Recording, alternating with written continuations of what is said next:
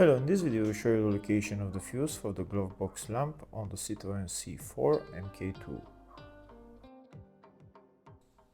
Before I show you the location of the fuses, first I'll show you the location of the main fuse boxes on this Citroen C4.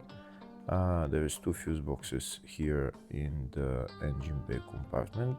This is the main fuse box, engine bay 1 fuse box.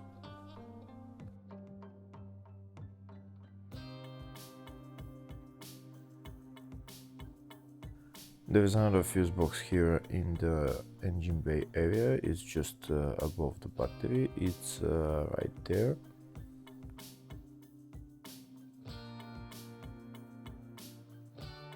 The other big fuse box is in the driver's compartment.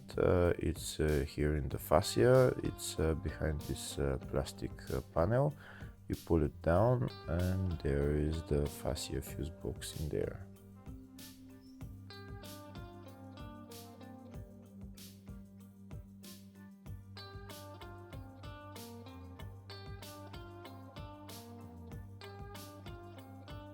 If the video is useful, please like and comment on the video and subscribe to the channel to see more videos like this.